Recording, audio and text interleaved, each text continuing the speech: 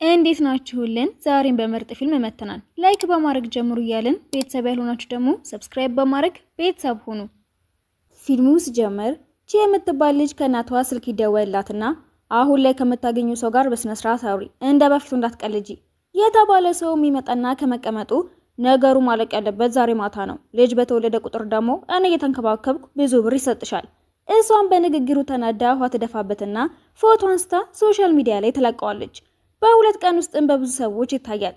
አንድ ቀን ቤቷ ስትሄድም ታዩና ትደነግጣለች። ሰውየው የትልቅ ድርጅት አስተዳዳሪ የሆነ የሚባል ሰው ሲሆን የዛን ቀን ሄደውም ለድመቱ አጋር ፈልጎ ነበር። ሲያወራ የነበረውን በሙሉ ስለ ድመቱ እንጂ ስለሷ አልነበረም።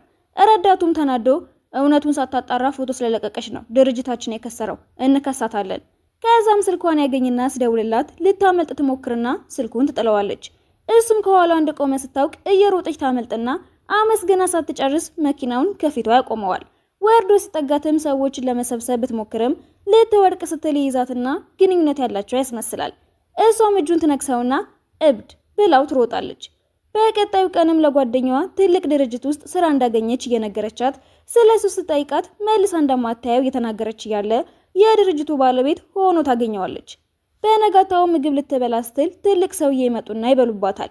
እንደ ራባቸው ሲናገሩም መጠጧንም ጨምራ ትሰጣቸውና ለፖሊስ ቤተሰባቸው ጋር እንዲያገናኟቸው ደውላ ወደ ጓደኛዋ ትሄዳለች። እርቦኛልም ደክሞኛልም፣ እኔ ግን አለቃልኝ ካየው በኋላ ምንም አልተሰማኝም። ቀና ስትልም ከፊታቸው ስለነበረ ትደበቃለች። እንዴ ምን ሆንሽ?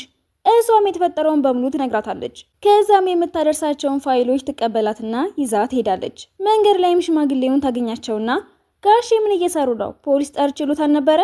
ሚስቴ ጋር መሄድ ፈልጋለሁ። ከዛም ወዳሉበት ቦታ ይዛቸው ትሄድና ከሱቅ ውሃ ልትገዛ ስትገባ ውድ በመሆኑ ትከራከራለች። ሻጩም የውሃውን ብቻ ሳይሆን የሰውየውን ምግብ እንደሆነ ያሳያታል። ግድ ስለሆነባትም ያላትን በሙሉ ገዝታ ለራሷም እያካፈሏትና እየሳቁ የፈለጉት ቦታ ስታደርሰው ይጠፉባታል። ዘወር ስትልም ለሞተችው ሚስቱ ምግቡን ሲያስቀምጥላት ታየዋለች። የሆነ ጥበቃም ይመጣና ይሄ ሰውዬ በድጋሚ መጣ፣ ታውቀዋለህ? በየዓመቱ በሚስቱ ልደት ቀን ይመጣል። ሰውየው ሚስቱ እንደናፈቃት ይናገራል። ቤቱን ታውቀዋለህ እንዴ? አይ። እሷም ቤቷ ተወስደውና አከራዋ ልጇ ሊመጣ እንደሆነ ተናግራ ከቤት ስታስወጣት እኔ ቤት እንሂዳ። ሲደርሱም የታክሲ ወጪዋን ስታስብ ሊደርስና ፈርታ ትደበቃለች። ሰውየው ማየቱ ስለሆነ ልትሄድ ስትል ልጇን ይዟትና የልጅ ልጁ ሚስት እንደሆነች ይናገራል። ሊ ወደ ውስጥ አስገብቷትም አያቴን ስለረዳሹ አመሰግናለሁ። ወንበር ላይ ተቀምጣ እየተሽከረከረች እንዳላስታውሳት ስታስብ ትመታዋለች። ይቅርታ ገጫው፣ እንደነከሽን ጊዜ ያመም። እዛው እየኖረችም አበባዎቹን እቃ ውስጥ ስታስቀምጥ እሱ ነገር ውድ እንደሆነ ታውቂያለሽ አይደል? ቀስ ብላም ታወጣዋለች። መጠጡን ስትነካም የፈለግሽውን መጠጣት ትችያለሽ፣ ግን ካርቶን ውስጥ ያለው እንዳትነኪ። ዋጋውን ስታይም ከመደንገጧ የተነሳ ስልኳን በቁሟ ትለቀዋለች። ይቅርታ በድጋሚ ያልነካውም። ክፍሏ ስትገባም እናቷ ዘመዳቸው ስለምታገባ እንዳትቀር ትነግራታለች። ከእናቷ ጋር ለምሳ ስትሄድም ስለ እሷ ትዳር ለመያዝ ይወራና አንዷ ሴት ልታገባ አንድ ቀን ሲቀራት እጮኛዋ ከሚዜዋ ጋር እንደተያያዘ ትናገራለች። እሷም አሁን ስለ ትዳር ማሰብ አልፈልግም፣ ትልቅ ስራ አለኝ፣ እሱ ላይ ማተኮር አለብኝ። ሊወደ ቤት ሲመለስም የጠጣች ያገኛትና ለምን ይሄንን ሁሉ ጠጣሽ? እሷም ሴቶቹ የድሮ ፍቅረኛዋ ሚዜዋን አግብቶ ልጅ እንደወለደና ስለ ስራውም የምታወራው እፍረቷን ለመደበቅ እንደሆነ ሲያወሩና እናቷ ልታፍርባት እንደሚገባ የተናገሩትን አስታውሳ ትዳር ላለመስራቱ እኔ አይደለሁም እኮ ተጠያቂ፣ እናቴ ማኩራት ብቻ ነበር የሚፈልገው፣ ከተፋታች በኋላ ራሱ እየሰራች አሳድጋኛለች እኮ ብላ ስታለቅስ ከማጽናናት ይልቅ አብሯት መጠጣት ይጀምራል። ከዛም ውዱን አበባ ማስቀመጫ ትሰድበውና ልትሰብረው ስትል 150 ሺህ ብር ነው የሚያወጣው። ግን እኮ ከሃዲ ነው። እሺ ስባሪው። እሷም አንስታ ትከካዋለች። በነጋታ ውስጥ ነቃም ራሷን እያመማት ስትወጣ የተፈጠረውን ትመለከትና ይሄ ነገር ፎርጅድ ነው በለኝ፣ እዚህ ቤት ውስጥ ሁሉም ነገር እውነተኛ ነው። ዋጋውን እያሰበች ሲያዞራት ይቆይና እና ቅናሽ ማግኘት አልችልም። እሱም ይጣጋትና ማታ ያረጋችውን ያስታውሳል። ትንሽ ቆይቶም እቃሽን ሰብስቢ፣ ልታባረኝ ነው አይደል? አይ ስራ መሄድ አለብን። በጣም ደስ ይላትና ትከተለዋለች። ሲደርሱም እንዴ ብዙ ብር አለ፣ ለምን ወደ ሆቴል አትሄድም? እኔማ ሆቴል ነው የምሄደው፣ ይሄ ላንቺ ነው። ከዛም ስልክ ይደወልላትና ሆቴሉ እንደተዘጋ ሲነገረው ሳቋን ትላቀዋለች። አለቃዋ እንደሆነ ትዝ ሲላትም ዝም ትላለች። እኔ አልጋ ላይ ተኛለሁ፣ አንቺ ደግሞ መሬት ላይ። እየሰሩ ይቆዩና ሂጂና ገላሽን ታጠቢ። ምን ልታደርግ ነው? እንድትነቂ ነዋ። ምንም ማድረግ መሰለሽ? አይ እንቅልፍ አይመጣም። እሺ ግን ይሄ ስራ ማለቅ አለበት። ትንሽ እንደቆየች ግን እንቅልፍ ይወስዳታል። እሱም ሲገባ ያንኮራፋች ያገኛትና ሲስቅ ትነቃለች። በቃ ፊቴን ታጥቤ ልምጣ። አይ ስራውን ጨርሼዋለሁ፣ በቃ ረፊ። ጠዋት ላይ መኪናው አልሰራ ይለውና ሞተር ተከራይታ ይዛው ይሄደች።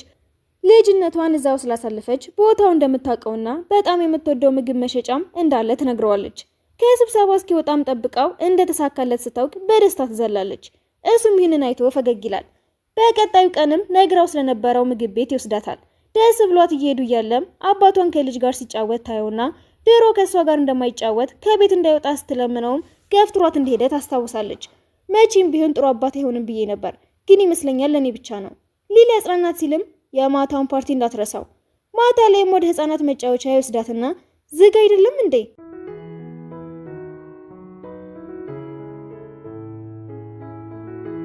ዛሬ ላንቺ ብቻ ክፍት ይሆናል። የድሮውን መቀየር አይቻል ይሆናል፣ ግን አዲስ ትዝታ የሚፈጥር ሰው ታገኛለሽ። ከዛም ድሮ ላይ ልጆቹ በመልኳ ሲያሽፉባት አስታውሳ ትባልንና ወደ ሊ ጋር ሄዳ የድሮ ጓደኞቿን ለማግኘት ፍቃድ ተጠይቀዋለች። እሱም ሳትመጣ ስትቀር ስለሷ መጥፎ ሲያወሩ ቆንጆ ሆና ብቅ ትላለች። አንድ ልጅም የውበቷን ሚስጥር ምን እንደሆነ እየጠየቀቻት እያለ ሌላኛዋ ደግሞ ውበት ምን ያደርጋል እጮኛ ትቷት ሄዶ የለ እንዴ? ለምን የባልሽ ሹፌር አላስተዋውቅሽም? 52 ዓመቱ ነው እና አንድ ልጅም አለው። ሁሉም በሷ ሲስቁ ተናዳ እንደማትፈልግ ትናገራለች። ልጅቷ ያለማቋረጥ ስታወራም ሊደውልና ስለ ስራ ሲያወራት ልጅቷ የምትላትን ይሳማታል። ሹፌሩንም ወደዛ እንዲወስደው ያደርጋል።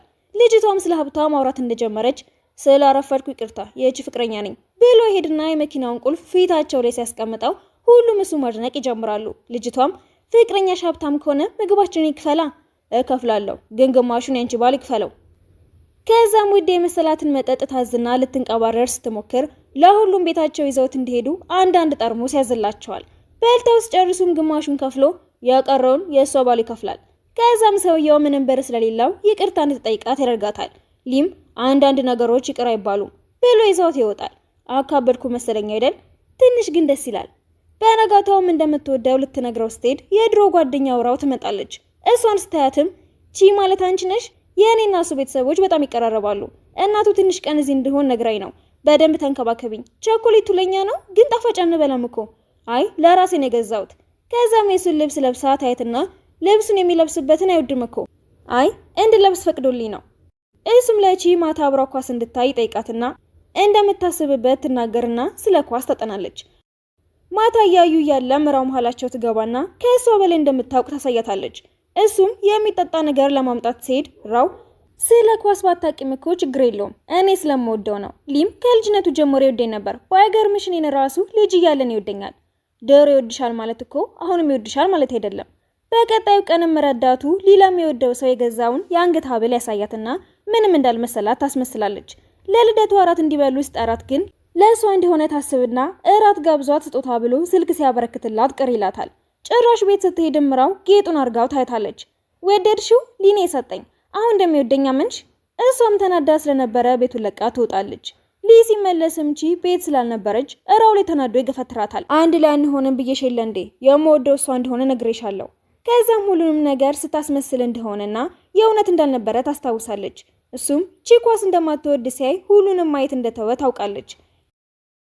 ከቤቱ ጎትቶ ሲያስወጣትም እኔ እኮ የወደድኩ ድሮ ምንም ሳይኖርህ ነው። እሷ ግን ሀብት ስላለህ ነው የቀረበችህ።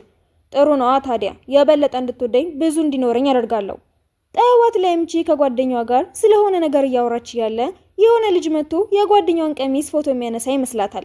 እጁን ትጠመዝዘውናም ምን እያረክ ነው ባክህ? ሚስቴን ፎቶ እያነሳው ነዋ። ከመቼ ወዲህ ነው ጓደኛ ያንተ ሚስት የሆነችው? እሱም ሞተሩን ያሳያትና እየሳቀች ፎቶዎቹን አይታ ጓደኛዋን ይዛት ትሄዳለች። ጥርሷን ለመታከም ስትሄድም ልጁን ባያ የሚባል የጥርስ ሐኪም ሆኖ ታገኘዋለች። እንዳያሳመማት ስትፈራም እንግዲህ እጄን ዛሬ ተጎድቻለሁ፣ የመምሽ አይመምሽ አላቅም። እሱ ግን ምንም ሳያሳመማት አክሞ ይጨርስና አልኮል እንዳትጠጪ፣ ከዛም የፈገግታ ስቲከር ይለጥፍላታል። ህፃን እኮ አይደለሁም ስትለውም ፈገግ እያለ ያያታል። ማታ ላይም ጓደኛዋ መጠጥ ቤት እንዲሄዱ ትጠይቃታለች። መጠጣት አልችልም እኮ። መች እንጠጣ አልኩሽ? ቆንጆ ወንዶች ካሉ ለማየት ነው የምንሄደው። ግን ምንም የሚታይ ስላጡ በቶሎ ይወጣሉ። ጓደኛዋ እስክትወጣ ስትጠብቅም የሆነ ሰካራም ይመጣና ያስቸግራታል። በዛ መሃል ባይ ይመጣና መሃላቸው ይገባል። ጥርስሽን ዛሬ ተነቅለሽ መጠጥ ቤት ምን እየሰራሽ ነው? ሰካራሙም ጓደኞቹን ሰብስበው ሲመጣ ለጥርሷ ማድረግ የሌለባትን ነገር እንድታስታውስ ይነግራትና ሄልሜቱን ሰጥቷ ትሄዳል። አስታውሳ ስትጨርስም ሁሉንም ቀጥቅጧቸው ይመለስና ለማስታወስሽ ሽልማት ትፈልጊያለሽ? ምንድነው? ፍቅረኛ ጥሩ ባህሪ ያለውና ከአደጋ የሚጠብቅሽ። የት አለ? ማን ነው? እኔ። ወዲያው ሊ ከኋላቸው ይመጣል። ምን እንደሚፈልግ እንኳን ሳይጠይቀው ባይ ፍቅረኛዋ እንደሆነ ይናገርና ይቅፋታል። ሊም ዛሬ ዝግጅት እንዳለ ረሳሽም አይደል? የቤተሰብ አባል መምጣት ይችላል እንደፈለክ ይልና ትቷቸው ይሄዳል። እሷም ወዲያው እጁን ትገፈትረዋለች። እሱ ነው ልብሽን የሰበረው፣ አትጨነቂ፣ እንድትበቀይ ይረዳሻለሁ።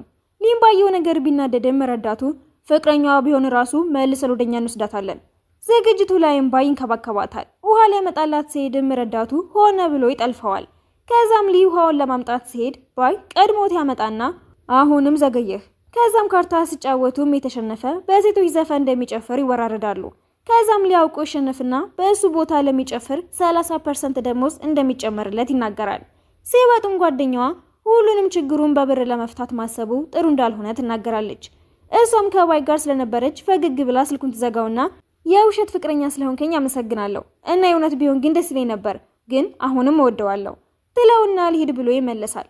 እውነቱን ለመናገር እሱም ይወድሻል። ለአንቺ ብሎ ብዙ ነገር ሲያደርግ አይቼዋለሁ። ካርታውን የተሸነፈውም አንቺ መደነስ ስላልፈለግሽ ብሎ ነው። እኔ ስለማሸነፍ ብቻ ነው ግድ የሚሰጠኝ። እሱ ግን ስለ አንቺ ብቻ ነበር የሚጨነቀው። ከዛም ትደውለትና ምን ማለትህ ነው? እኔን ከወደድከኝ ሌላ ሰው ጋር ምን ትሰራለህ? ከዛ መጣላታቸውን ይቀጥሉና ፊት ለፊት ሲገናኙ የሚወዳት ከሆነ በግልጽ እንዲናገር ስትጠይቀው ፍቅሩን ይገልጽላታል። በነጋታውን ቢሮ ስትሄድ እጇን ይዛትና ይጠጋታል። ሌላ ሰራተኛ ስትመጣባቸውም ከረባቱን የምታስተካክልለት አስመስላለች። ልጅቷም አለቃውን እያማለለችው እንደሆነ አስባ ትናደድባታለች። እሱም ለምን እንደበቃለን? አለቃዬ ከሆነ ሰዎች ካወቁ እኔን በመጥፎ አይን ማየት ይጀምራሉ። ስራ ላይ ያለችም ሆዷን ያማታል። ወዲያው ደግሞ ክፍል ውስጥ ያገቻቸው ልጅ ብዙ ስራ ትሰጣታለች።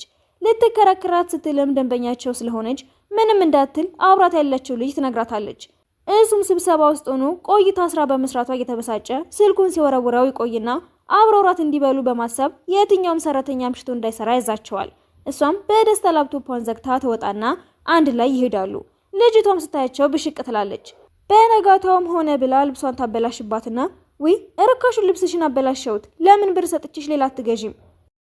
ቺም ዝም ትላትና ልብሱን ለማጽዳት ስትሄድ ሊደውላትና ምን እንደተፈጠረ ስትነግረው ሌላ ልብስ ገዝቶላት ይመጣል። ስትወጣም ስላማረባት ሁሉም አፉን ከፍቶ ይቀራል። ልጅቷን በጣም ትናደዳለች። ከደንበኛው ጋር ስለሚደረገው ስብሰባም ትሰማና ቺ ጋር በመሄድ በአስቸኳይ ወረቀቶችን እንድትወስድ ታስገድዳታለች። ስትሄድም ኪሷ ውስጥ ድምጽ መቅጃ ትከትባታለች። ቢሮ እንደገባችም ሌባ እንደሆነች ስትናገር ይሄድና በቃ እቃሽን ሰብስበሽ ውጪ። ቺሷ መስሏ ስትደነግጥም ለልጅቷ እንደሆነ ታያለች። ደንበኛቸውም የልጅቷ አጎት ስለነበረ እሱን ይደግፍና ኮንትራቱን እንደሚቀደው ሲናገር ሊቀድሙት ወረቀቱን ይቀደዋል። ሰውየውም ደንግጦ ይቅርታ ይጠይቃል። እሱም ለሁሉም ፍቅረኛው እንደሆነችና ከማንም በላይ እንደሚያምናት ይናገራል። ከዛም ከጓደኛዋ ጋር ታገናኛቸውና በሆነ ባልሆነው ይጣላሉ። እንደ ራባት ተናግራ ምግብ ቤት ሄዱና በሁሉም ነገር ይፎካከራሉ። በመጨረሻም ጓደኛዋ በቃ እኔ ልሂድ ቺ ተከትላ ስትወጣም ፈተናውን አልፏል፣ በደንብ እንደሚንከባከብሽ አይቻለሁ እና ለምን ከፋሽ? እሱ በጣም ጥሩ ከሆነልሽ እኔ እንዳትተይኝ ብዬ ነዋ። አንቺንማ እንዴት እተውሻለሁ? ከዛም ከድሮ ጀምሮ እንዴት አብራት እንደነበረች ሲቸግራትም ሆነ ስትታመምም ፍቅረኛ ሁሉ ሲከዳትም አብራት እንደነበረች ታስታውሳለች። ከዛም እንደ ድሮ ጊዜ ባትሰጣትም እንደምትረዳ ስትነግራት እንደዛ እንደማይፈጠር ልታሳምናት ትሞክራለች። እሱም በዛው ሰዓት ይደርስና ቤት እንደተገዛላት እዛ ከፈለገችው ሰው ጋር መኖር እንደምትችል ሲናገር ሁለቱም በደስታ መዝለል ይጀምራሉ። በቀጣዩ ቀንም ቤተሰቦቹን ለማግኘት ሲሄዱ በጣም ተጨንቃ ስለነበረ ሊያረጋጋት ይሞክራል። ለምን በመጀመሪያ ቀንሽ አረፈድሽ? እሱም ነገሮችን ቀለል ለማድረግ ይሞክርና ተዋወቋት፣ ፍቅረኛዬ ናት፣ ከብዙ ድካም በኋላ ነው ያገኘኋት። ከዛም ሲንከባከባትና ምግብ ሲያጎርሳት ይቆይና ተደውሎለት እንዲመጣ ሲነገረው እሷንም አብሮ ሊወስዳት ቢፈልግም አክስቱ እንድትቆይ ታረጋታለች። እንዲሁ ሳይሽ የለበሽው ልብስ እኛን አይመጥነንም፣ ይቅርታ ከስራ ቀጥታ ስለመጣው ነው፣ አስተካክላለሁ። ሴትዮዋም ያለማቋረጥ ትሰድባታለች። አባቱም ሊያስቆማት ቢሞክርም ሳይሳካለት ይቀራል። እናቱም ነገሩ እንዲበርድ ብላ ምግብ እንዲበሉ ትጠራቸዋለች። ሴትዮዋ ግን ስላበላሏም ትናገራታለች። እሱም ሳያንሳት ቤተሰቦቿ እንደተፋቱ ስትናገር በእሱ ምክንያት ስራት እንዳጣች ታወራለች። ቺ መቋቋም ስላቃታትም መልሳ ስትናገራት ይኸውልሽ ከእናትሽ ጋር ስላደግሽ ነው እንደዚህ ተጨማለቅሽው። እሷም ንዴቷን መቆጣጠር ያቅታትና የምትበላበትን ትወረውርባታለች። ሴትዮዋም የበለጠ ታብዳለች። በዛም ሰዓት ሊደርስና ለሱ ስሞታ ልታቀርብ ስትሞክር ያንቺ ልጅ በቤተሰብ መሃል አድጎ ራሱ መች ስነ ስርዓት አለው፣ ለማንኛውም ስለ ቤተሰባችን አንቺን አይመለከትሽም። ከዛም ቤተሰቦቹ እንድትወጣ ያረጓትና በሰላም ይመገባሉ። ሲጨርሱም ለምን ተመልሰ መጣህ?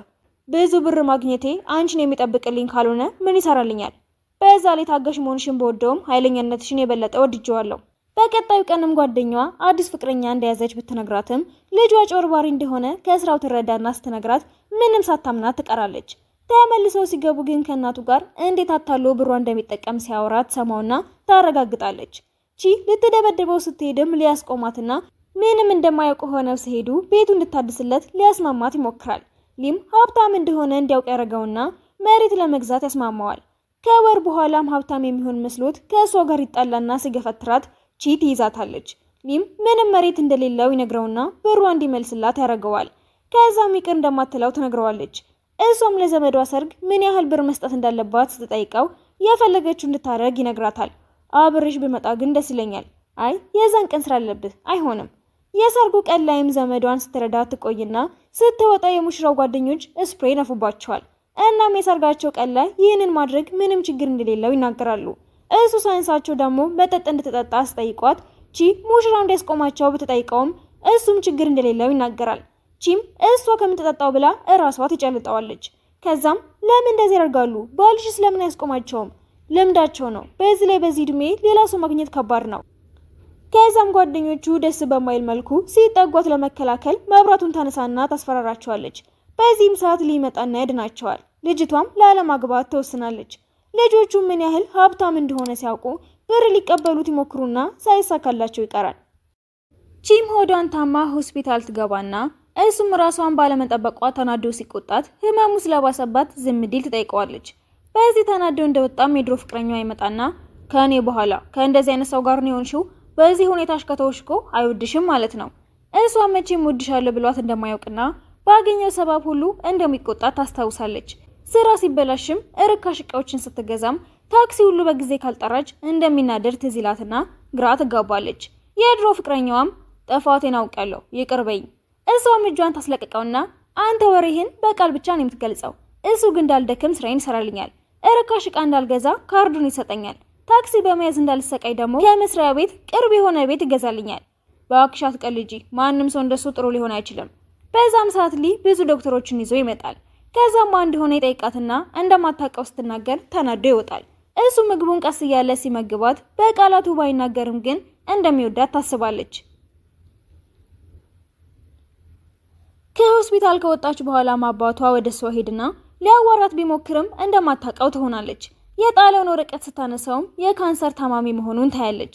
በነጋታውም ተመልሶ የሚጠጣ ነገር ይዞላት ይመጣና አሁንም ዝም ብላው ልትሄድ ስትል እጁ ላይ ያለውን ጠባሳ ታይና ልጅ እያለች በእሷ ምክንያት የፈላ ውሃ እንደተደፋበት ታስታውሳለች። ከዛም በጣም ስላሳዘናት አብራው ትቀመጥና መድኃኒቱን እየወሰደ ያለም ያው ብር ስለሌለኝ መድኃኒት መውሰድ ነው ያለኝ አማራጭ፣ ልሞት ስል ግን አንቺን አለማንከባከቤ ስለቆጨኝ ነው ላገኝሽ የፈለግኩት። ቤቷ ስትመለስም ምን ያህል ብር እንደሚያስፈልግ ታጣራና ብር ማሰባሰብ ትጀምራለች። ሊም አትጨነቂ፣ ከአሁን ወዲያ አባትሽ እንዳይረብሽሽ ለጥበቃዎቹ ተናግሬያለሁ። ለምን እንደዚህ አይነት አባት ስላለኝ አፈርክብኝ? እንደሱ አስቤ አይደለም፣ ደህና እንድትሆኚ ብቻ ነው የምፈልገው። እሷም ተናዳ ጥላው ትሄዳለች። አባቷን በየቦታው ስትፈልጋው ቆይታም ከአዲሱ ሚስቱ ጋር ሆኖ ምን ያህል ብር አጭበርብሮ ከሊ እንደተቀበለ ትሰማና ካርዱን ተቀብላ ቢራ ትደፋበታለች። ይህ ነው ላንተ የሚገባህ ብላው ትሄድና እያለቀሰች እያለም ይመጣል። እንዴት ያንን ሁሉ ብር ትሰጠዋለህ? ሲጀምር እንዳታለለን ታውቃለህ። አንቺ እንደስ የሚያስብልሽ ከሆነ ለኔ ችግር የለውም። አባቴ ከሃዲ ነው። እናቴ በቅርቡ ታገባለች። ብቻዬን ልቀር ነው በቃ። ከዛም እንድታገባው ይጠይቃትና ትስማማለች። ከጊዜያት በኋላም ሁለቱም ጓደኛሞች ሰላማዊ ቤተሰብ ይመሰርታሉ። አንዳንድ ልጅም ይወልዳሉ። ቺም ሌላ ልጅ እንደምትፈልግ ስትናገር እንዴ አንዱ ራሱ አድክሞኛል፣ ሌላ መጨመር አልችልም። እሷም የነሱን ልጅ የሚንከባከበው እንደሆነ ታስታውሳለች። ጓደኛውም ልጇ የበለጠ አባቱን እንደሚወድ ስትናገር የእሷ ግን እሷን የበለጠ እንደምትወዳት ያ የሆነውም ጣፋጭ እየደበቀች ስለምትሰጣት እንደሆነ ታወራለች። ከመጣ በኋላም በደስታ ሲጫወቱ ይቆዩና ቤት ሄዳሉ። እሷም ሌላ ልጅ እንዲኖረን ፈልጋለሁ። አይ አሁን አይሆንም፣ ብዙ ስራ አለኝ፣ ለመንከባከብ አልችልም። ከስራ ሲመለስም ልጅቷን ያቅፍና ሲቀላለዱ ይቆያሉ። ክፍላቸው ከገቡ በኋላም ፊልም እያየች አክተሩን ስታደንቀው እንዳገናኝሽ ትፈልጋለሽ እንዴ? አዎ ትችላለህ፣ እሱ በህልምሽ ነው። ከዛም ሌላ ልጅ ለመውለድ ሲስማሙ ፊልሙ ይጠናቀቃል።